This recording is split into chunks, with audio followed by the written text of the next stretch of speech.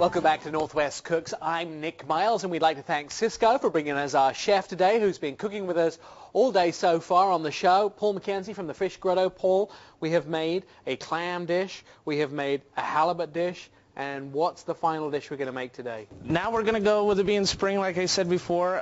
These are Mountain Hood harvested morel mushrooms. We're going to do nice simple with some local asparagus. All right, we're going to just add morels in there, a little bit of butter.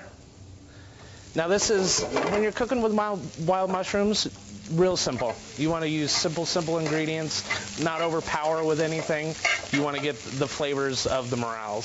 So this is, you put in a little bit of oil there? Yeah, just a little bit of oil, because the morels, I like to use, even when it's morel season, I dry my morel mushrooms because it intensifies the flavor. I'm going to add a little bit of shallot, and then I'm going to add some cream, simply. We're going to reduce that down a bit. I'm going to crank up my burner here. All right, so it's really cream, shallots, a little bit of butter. Your butter and your mushrooms all cooked and together. Your mushrooms and salt and pepper.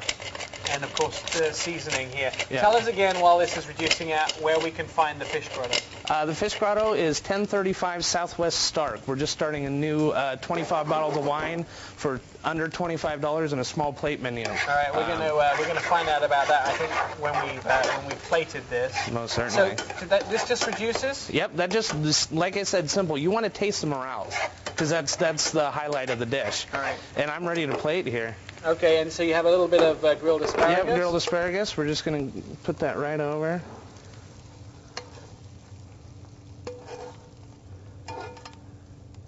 And that is nummy nummies right there. That looks really nice, and we'll taste all of the dishes in our fourth segment, but right now it's time for this week's Mixology segment.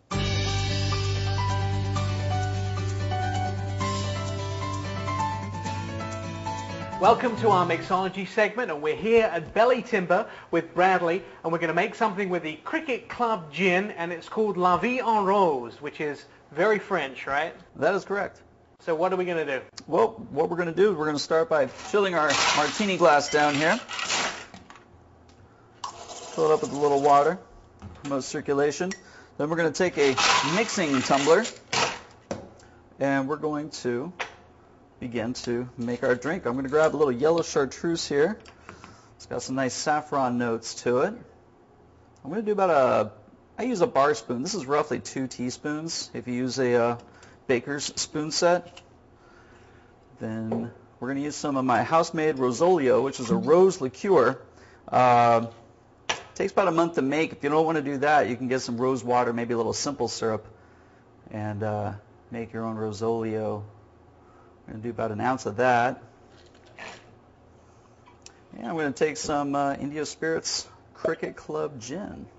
I'm going to do a 1 1/4 ounce of that.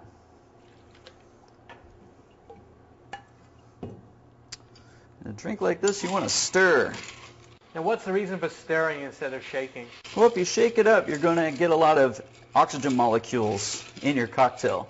And when that happens, you won't be able to taste your drink quite as well. This will keep a nice, lean, tight flavor for you to enjoy. I recommend everybody start doing it with their martinis. How long are we stirring that for? I stirred it for about 15 seconds there, just to really cool it off. Don't want it to be too cold because you want your many flavors to come out. And there you have it. La Vie en Rose. La Vie en Rose and all the other ingredients and recipes can be found at our website.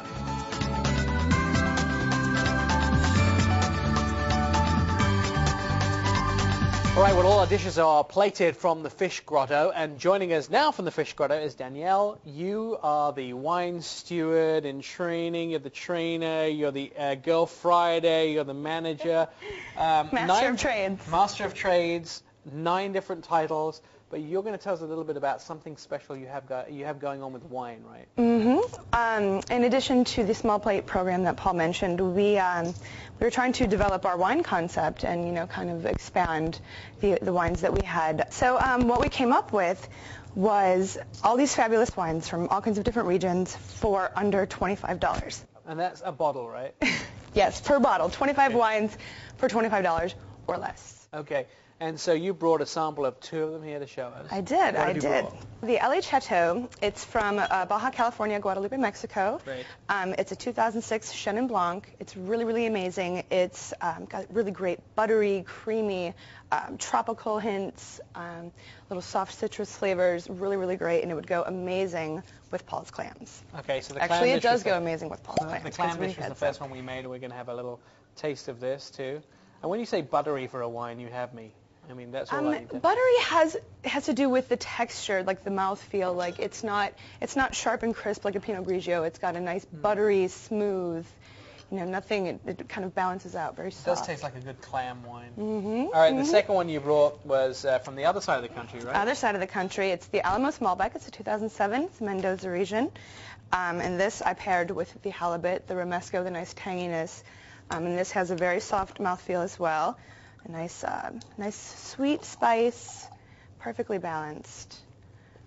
And this one goes for $24 a bottle, and the LA Chateau is $23 a bottle.